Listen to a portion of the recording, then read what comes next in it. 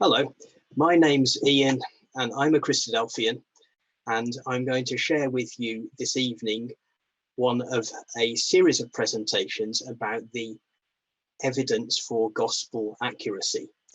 So why do we need to do that? Well, it's a fact that some people are skeptical about the historical accuracy of the Gospels. They hold to the idea that the Gospels are fiction, made up a long time after the first century, and that hence the Gospels are unreliable accounts of the actions and teachings of Jesus. Well, you might think, well, it's impossible to know whether the Gospels describe real events or whether they're just made up pieces of fiction. How can we tell whether it's history or fiction? And we're going to be thinking about this idea of undesigned coincidences in this presentation.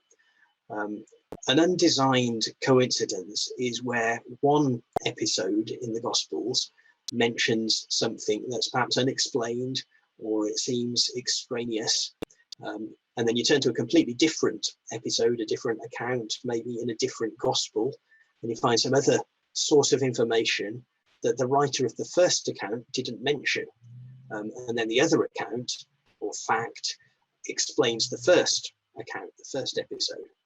And the idea is it would be very difficult, if not impossible, for a writer of fiction to include features like this in their writing.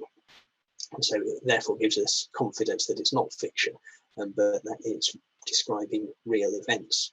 So they're undesigned because the author or the authors of the details haven't deliberately slipped this information in. They're just incidental facts to the main narrative, and they are coincidences because they're in harmony with each other and they're not in conflict. And in this presentation we'll look at 5 of these undesigned coincidences in the Gospels. So let's start by looking at this verse in Matthew's Gospel. When Jesus entered Peter's house, he saw his mother-in-law lying sick with a fever. He touched her hand and the fever left her, and she rose and began to serve him. So we're reading about a miracle that Jesus did, and it's a miracle of healing, of which of course there are many in the Gospels. And in this particular miracle we're being told who it is that's being healed. Now that's not unique. Sometimes when Jesus heals someone, we're just told that it's a lame man or a blind man or similar. But other times we're given the identity of the person that is being healed by the Gospel writer. And this time it's Peter's mother-in-law who is being healed. So Peter is one of Jesus' 12 disciples. There are quite a lot of stories that Peter features in. He's a fisherman from Galilee. But what we're being told here is to do with his mother-in-law. So we do learn something about Peter, although he's not really in the story. We learn that Peter has a mother-in-law. Well, obviously, if he's got a mother-in-law, that means he must be married. But Matthew isn't mentioning Peter's wife here. She's not part of the story at all. And really, the fact that Peter is being mentioned isn't very important to what's going on here. The main thing is that Jesus is healing a lady, and that he's able to touch her, and a fever leaves her. That's the main point of the narrative. And just as an incidental fact, we can work out that Peter must have a wife. Now, the other reference that we're looking at this time for this coincidence is one from Paul's letters. Paul here is writing to the believers in Corinth, and let's see what he writes. He says, "Do we not have the right to take along a believing wife, as do the other apostles and the brothers of the Lord and Cephas?"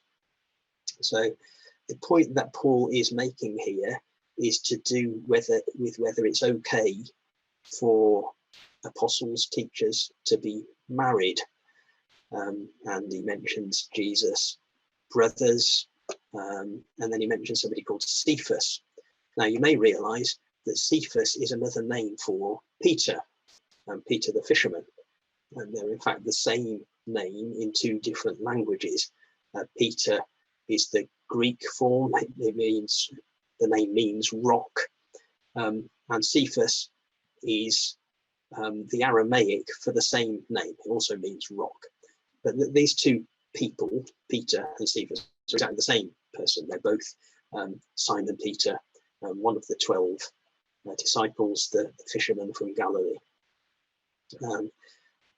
And you see, what we're being told about Cephas in this other verse is also in passing. The main point of this is that it's okay to have a wife. You don't have to be single. Paul is saying that's a right that he has. But in passing, he mentions, well, Peter is somebody who has a wife. He is married. So the point here in this undesigned coincidence is that both Bible passages are just assuming a fact about the real world without making a big thing about it. And so it's reasonable to assume that the writers, Matthew and Paul, have knowledge of that real world. They're not just writing fiction, they're not making guesses. These are clearly independent accounts. The Gospel of Matthew doesn't have much to do with Paul's letter to the Corinthians. And really the independence of the accounts is emphasized by the fact that they're not even using the same name for Peter. One of them says Peter, one of them says Cephas. And so we, the readers, gain some confidence in the accuracy of what's behind this. There really was someone called Peter who really was married, who really did have a wife and a mother-in-law. And that's not just a made-up thing, but it corresponds to something that both Matthew and Paul really knew about. Okay, let's have a look at another example. This one's to do with the feeding of the 5,000. Now, there are only two miracles which are recorded in all four Gospels. There's Jesus' resurrection, and there's this feeding of the 5,000. And the reason we call it the feeding of the 5,000 is that the number 5,000 is mentioned in all four Gospels. So this miracle comes in Matthew, Mark, Luke, and John, and they all tell us that there were 5,000 there. Now, the fact that this miracle is in all four Gospels means that there are quite a lot of sort of coincidences when you compare the accounts. We're just going to look at one of those coincidences now. Let's look first of all at Matthew's account. So Matthew says, when he's mentioning the 5,000, that those who ate were about 5,000 men, besides women and children. So Matthew has that extra phrase, besides women and children, and the other accounts don't say that. And so it makes us wonder straight away, well, why can Matthew be sure that there are 5,000 men, and why isn't he telling us about how many women and children there are?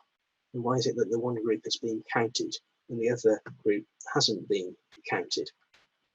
Well, we need to look at the other accounts of this miracle to fill out the picture. So let's have a look at what Mark and Luke say. So Mark says that they had to sit down in groups.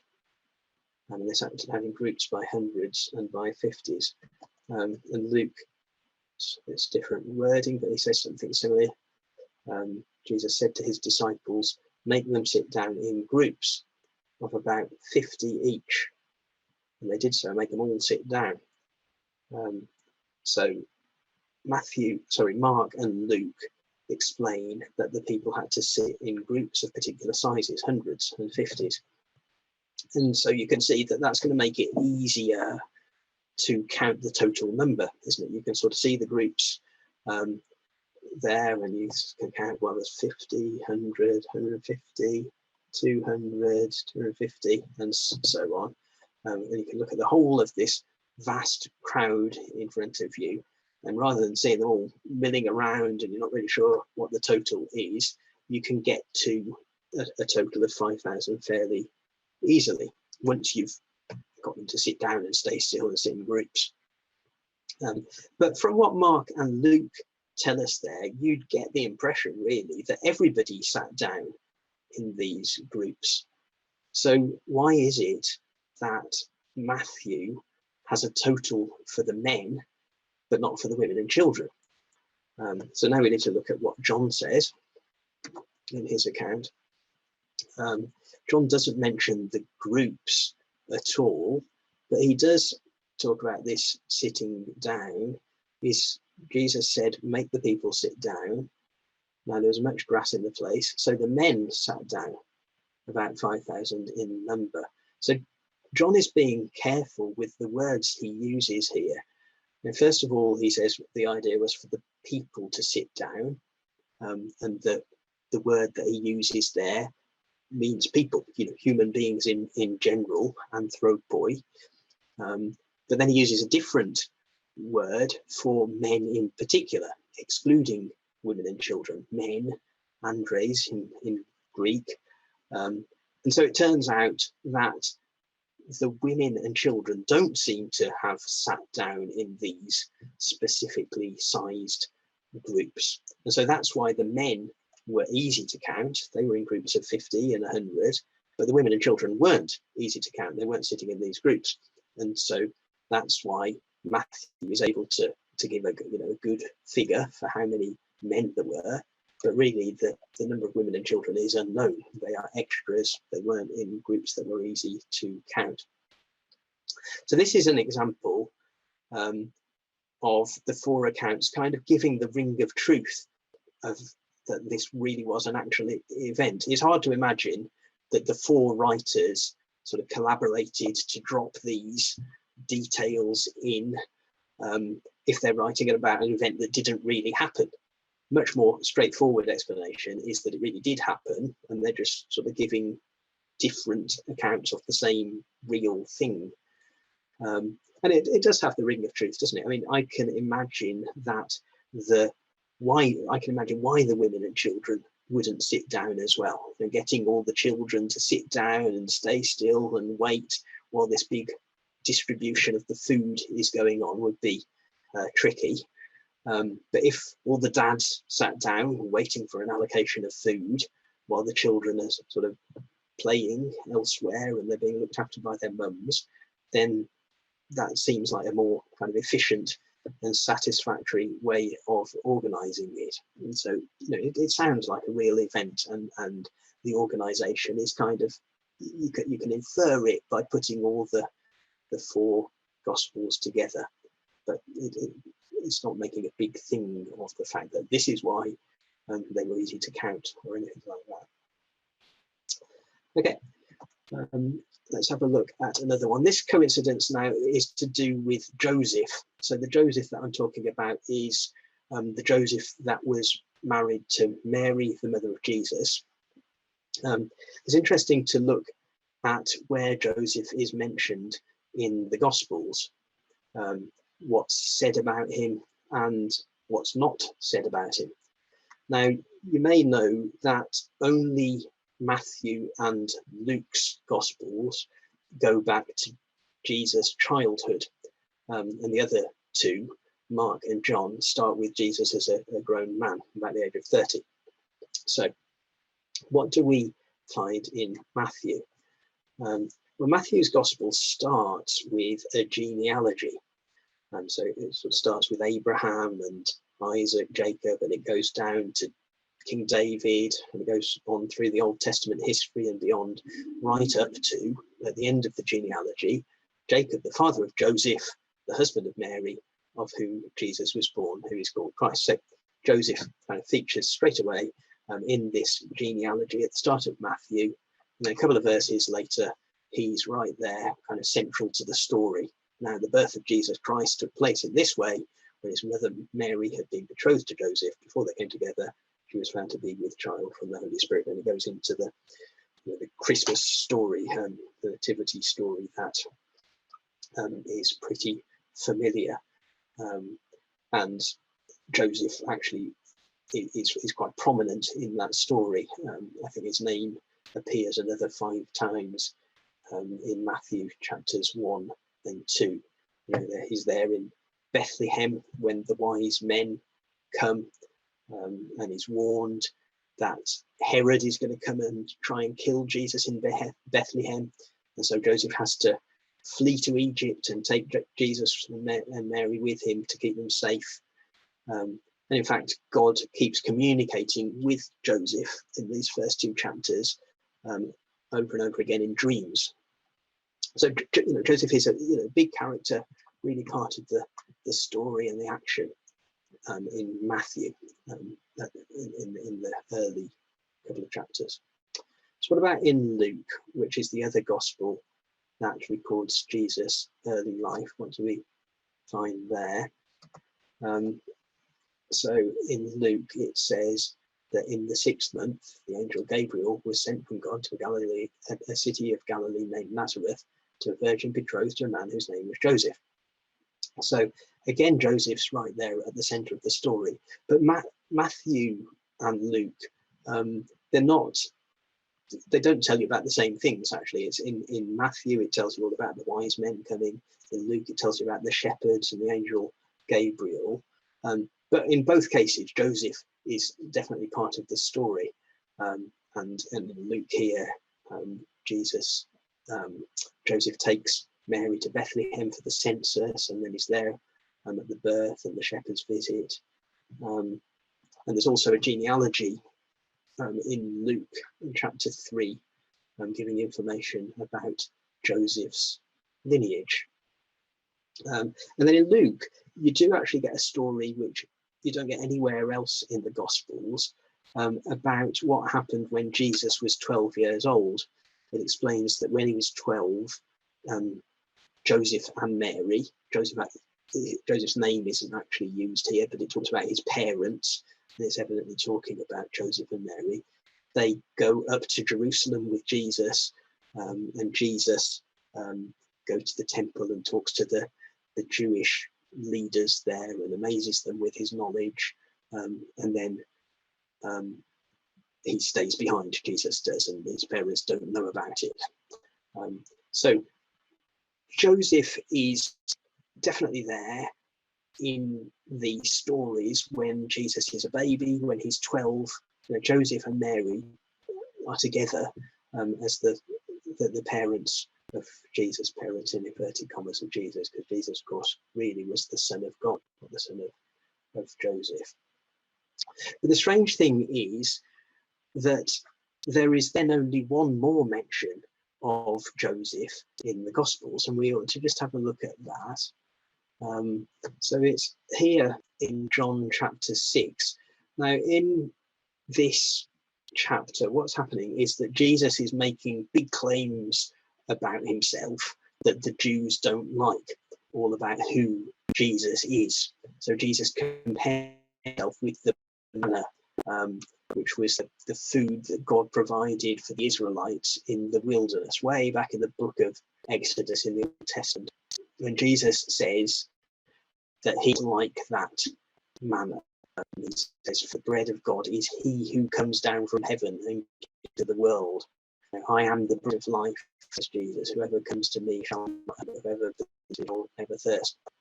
He's making big claims for himself. He says, the fact that God is Father.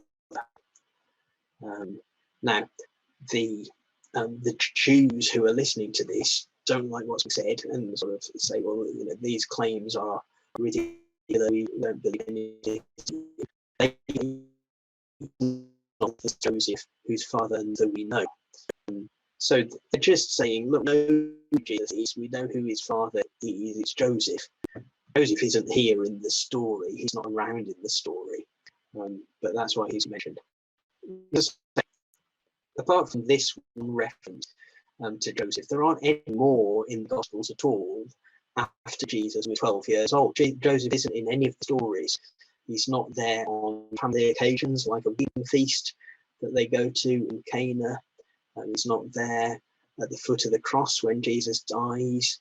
And in fact, there are places where other members of the family are mentioned and Joseph isn't. So just look at them. Matthew, where his mother and brother standing outside asking to get down with his mother, and he's saying to him with his mother and his brothers and his disciples. They stay there for a few days. And one in Mark is particularly interesting. It seems to be listing out the whole of Jesus' family. He's not this carpenter. They call him Jesus a carpenter, and they say about his family, the son of Mary, the brother of James and Joseph and Judas and Simon. So he's got a mother, he's got these 4 brothers, his sisters are as well with us, but no mention of Joseph. You know, if you were going to list out the family of Jesus and Joseph were around, you'd put him at the front of the list. Joseph and Mary would be at the start. So the impression that you get from all of this is that Joseph isn't mentioned because he's not around. Presumably he has died since Jesus was 12, sometime in between that time and when Jesus is 30 plus and is a grown man. None of the Gospels mention the fact that Joseph have died. They just describe all these events where Joseph isn't present and where he would have been mentioned had he been alive. There are another couple of passages that indicate the same idea. We've got this one in John chapter 19. So here Jesus is dying on the cross, and he puts his mother, Mary, into the care of John, the disciple. So when Jesus saw his mother and the disciple whom he loved standing nearby, he said to his mother, "Woman, behold your son." Said to the disciple, "Behold your mother." Now, this would make sense if Joseph was dead, but if Joseph had been alive, then either he could have looked after Mary himself, or he would be in need of care, and Jesus would be saying, "Well, look after my mother and my father. They both need to be looked after." It seems clear that Joseph isn't mentioned because he's not available to look after Mary. And the other passage which is worth mentioning is this one in Acts. So this is after Jesus has gone to heaven and the believers are gathering together in another room. Is listing out who was there. It says they were all with one accord devoting themselves to prayer, together with the women and Mary, the mother of Jesus, and his brothers. And so you get the impression from this that Mary and his brothers are staying in Jerusalem, even though Jesus has left, and they're sort of becoming part of the congregation in Jerusalem. They're staying there. In fact, one of Jesus' brothers, half brothers, is still there more than 30 years later in the church in Jerusalem. So if Joseph had still been around, presumably Mary would have continued her family life with Joseph. She would have either kind of left to be where Joseph was, or Joseph would be here in this group in Jerusalem, living with Mary and Jesus' brothers here. And the obvious conclusion that we make is that Joseph, who had been alive when Jesus was 12 years old, had died before the start of Jesus' ministry. So there's no explicit statement of that, but it's just a constant feature of all the narratives across the Gospels and in Acts as well. It's not that the 4 Gospels and the book of Acts have some other sort of story or document that says outright, Joseph died before Jesus grew up, and then they all write their own fictional accounts of things that Jesus did based on that fact. Really, the more straightforward explanation of the consistency that we're seeing here is that they're all describing real events, and Jesus really did do all of these things, and his family really didn't have a father figure, and that's why he's not in the stories. So this is good evidence that the records are recording things that actually took place. Okay, let's have a look at another one. This coincidence this time is to do with the last week before Jesus was crucified. So Jesus was put to death at the time of the Jewish festival of the Passover. What we'll do now is we'll compare what John's Gospel says about the timing of what Jesus did, and we'll compare that with what Mark's Gospel says. And the records in John and Mark are very different from each other. They record completely different events. But what we're going to do is just concentrate on the references to time that are scattered across those two Gospels. So first of all, what does John's Gospel say? It says 6 days before the Passover, Jesus therefore came to Bethany, and they gave a dinner for him there. So Jesus is arriving at Bethany at the start of this last week before the crucifixion, and it says it's 6 days before the Passover, and this dinner, the word that's used there means a kind of a supper, an evening meal. So this is at the end of this day, which was 6 days before the Passover, and it's happening in Bethany. It says, probably just worth us remembering where Bethany was. So here's Jerusalem. Bethany is about 3 kilometers, 2 miles to the east of Jerusalem. And it seems to be during this week that Jesus is staying there overnight. So what we read is he keeps sort of going into Jerusalem during the day, and then he goes out to Bethany and spends the night there. And he's going to and fro via the Mount of Olives, which is on the route between Bethany and Jerusalem. Okay, so let's have a look at what it says next. It says that 6 days before the Passover in the evening, he had this supper. And then it says in the same chapter, the next day, something happened. It's when Jesus goes into Jerusalem, and there's a big crowd there. They're waving the palm branches and they're shouting, Hosanna, blessed is he who comes in the name of the Lord. That's on the next day. So if the evening meal was 6 days before the Passover, that means that this then, when Jesus enters Jerusalem, the triumphal entry, that's 5 days before the Passover, because it's on the next day, it says. Now, in John's Gospel after this, after chapter 12, it doesn't really give you any more clues as to the timing of what's going on. What you get is that in chapters 13 right through to 17, there's a great long discourse where Jesus washes his disciples' feet, and he talks about being the true vine, and he prays for his disciples and so on. A big block of chapters. And then in chapter 18, immediately afterwards, he goes out to the Garden of Gethsemane and he's arrested. So John hasn't got a whole series of events between this 6 days before the Passover, or 5 days before the Passover, and the end of the week where Jesus is arrested and crucified. He skips straight from 5 days before the Passover right to Passover itself. So let's compare that with what we find in Mark. So Mark also talks about the triumphal entry of Jesus in Jerusalem, with the crowd waving the palm branches and singing Hosanna, shouting Hosanna, blessed is he who comes in the name of the Lord.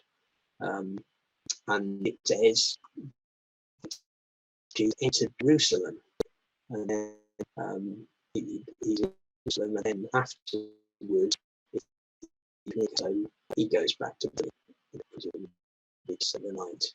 Then so know from John's Gospel that this happened 5 days before the Passover.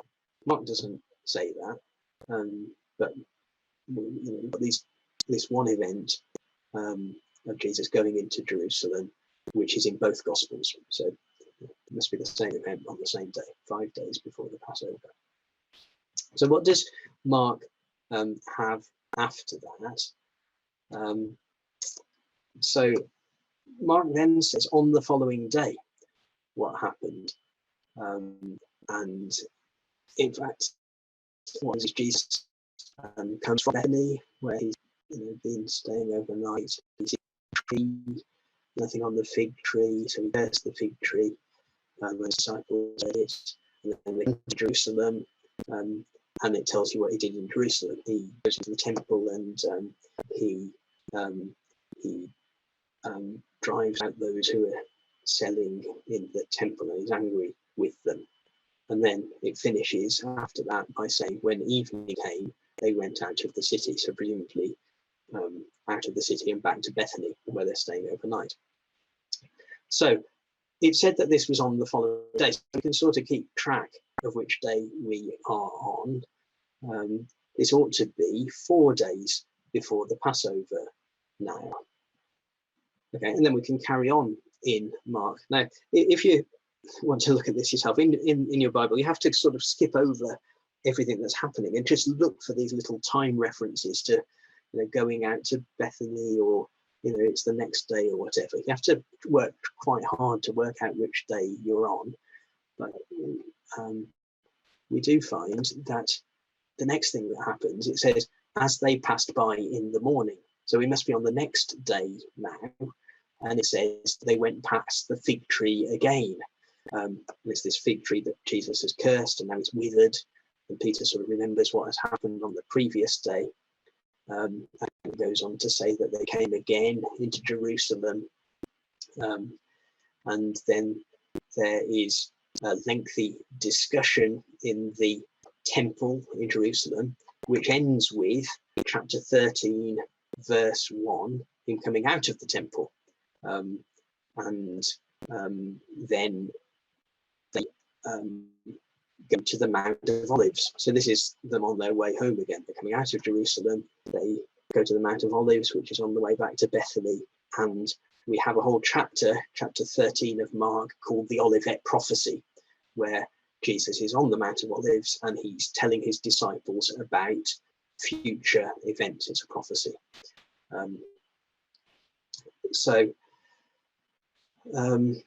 Mark's been telling us what's been happening each day from the day that Jesus went into Jerusalem and the crowd waved the palm branches 5 days before the Passover. And by counting the evenings and the mornings and the journeys from Bethany to Jerusalem and back, we know that we're now up to 3 days before the Passover. And so then we want to know, well, what does Mark say happened next after Mark chapter 13 into Mark chapter 14? And the next day is described in Mark 14 verse 1 as being 2 days before the Passover. And it's back in Bethany now. While he was in Bethany, in the house of Simon the leper, as he was reclining at table, a woman came with an alabaster flask of ointment of pure nard. So that's 2 days before the Passover. And you see the point, that the point is that the two chronologies completely match. The chronology that we worked out from starting with John's starting day and then just weaving in these little details of the next day and the morning and the evening and so on in Mark, we find that we are indeed 2 days before the Passover, exactly when we were expecting to be. Now, these two accounts are clearly independent of each other. They don't have much in common at all, apart from the fact that they're to do with the Passover and they're before Jesus' arrest and crucifixion. You've got to do a real amount of digging in Mark's gospel to work out the timings of everything. But what you find is they match exactly. And so once again, Mark and John seem to be describing real events happening on real days of the week. And the fact that the mentions of time aren't the main point of either narrative imply that this coincidence really is an undesigned coincidence. Mark and John haven't got together and agreed to slip in some time references to make their accounts look more accurate. The straightforward explanation is that they're just describing real historic events. We've got one last coincidence to look at, which is to do with Simon of Cyrene. So Matthew, Mark, and Luke mention this character. He seems to be someone who was just grabbed at random and forced to carry Jesus' cross. But Mark has this unique little extra phrase. He says, the son of Cyrene, the father of Alexander and Rufus. He's compelled to carry Jesus' cross. And so the question that you immediately ask yourself is, well, who are Alexander and Rufus, and why are they being mentioned here? Now, Simon isn't a main character. He doesn't play any other role in the gospel narrative. So why do we need to know who his sons are? We already know which Simon it is. It's Simon of Cyrene. So it's not Simon Peter. It's not Simon the Pharisee. It's not Simon the leper. We know it's Simon of Cyrene. We don't need the extra information to know which Simon it is, that it's also the father of Alexander and Rufus. So that seems to be redundant information. Now, an obvious reason for Mark to tell us who Simon was in terms of his children, Alexander and Rufus, is that Mark thinks that his readers and his audience would know about Alexander and Rufus, and so he's making a reference to somebody that they know about. Well, we can find that there is another mention of a Rufus in a completely different part of the New Testament, in a letter that Paul wrote to the believers in Rome. At the end of that letter, he says, "Greet Rufus, chosen in the Lord, also his mother, who has been a mother to me as well." So there's somebody called Rufus in Rome. Well, perhaps that's a completely different Rufus from the one that's mentioned here, the son of Simon, who's evidently in Jerusalem. This Rufus in Rome. Rufus is quite a common name, and so these could be two completely different men. It's worth noting that at the time that Paul wrote his letter to the Romans, he'd never actually been to Rome. He says so at the start of the letter to the Romans. He says he wants to visit them sometime. He hasn't got round to it yet. And yet he knows Rufus, who is in Rome, and he knows his mother, and he seems to know them pretty well. He talks very warmly about Rufus's mother. She has been a mother to me as well. So the implication of that is that Rufus and his mother must have moved to Rome, having previously been somewhere that Paul has been to, somewhere at the east end of the Mediterranean, where Paul has visited. There's not a ridiculous assumption to say that they've moved to Rome from Jerusalem or nearby, and that's how Paul knows them and wants to greet them, and that this is indeed the same Rufus that we've read about in Mark chapter 15. And just to add to that, we could note that there's a very early tradition based on some writings in the 2nd century AD that Mark's gospel was actually written by Mark in Rome, using information supplied to him by Peter, who was with him in Rome. Now, that may or may not be true. We don't know for certain. But if Mark's gospel was indeed written in Rome, and Mark's writing in Rome, then making mention of Rufus makes perfect sense, because Rufus would be known to the people in Rome where Mark was, because Rufus and his mother were there in Rome. And so it would make sense for Mark, when he's writing his gospel and he comes to Simon of Cyrene, to slip in the fact, well, Simon is the father you know, is father of Alexander and Rufus. And that would make sense for a reason why Mark puts in this otherwise completely irrelevant, strange comment. But when we put it alongside this other reference to Rufus, it allows us to surmise that it's quite likely that there really was a person called Rufus, and he was known to Mark's audience, and he migrated to Rome in the years after the crucifixion. Okay, so we've looked at 5 undesigned coincidences there.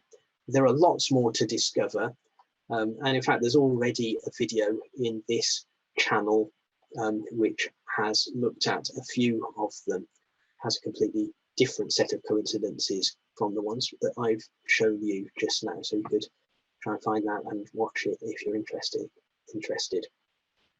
So I find these coincidences compelling, convincing. I think perhaps if there were only 1 or 2 of them, then the argument that the Gospels are proved to be accurate by them wouldn't be particularly strong, but it's a sort of cumulative effect. Each time you find another of these undesigned coincidences, it adds to the sense that you've got stories here about Jesus in the Gospels that are history rather than fiction. So I hope you've enjoyed that presentation. Thank you for watching.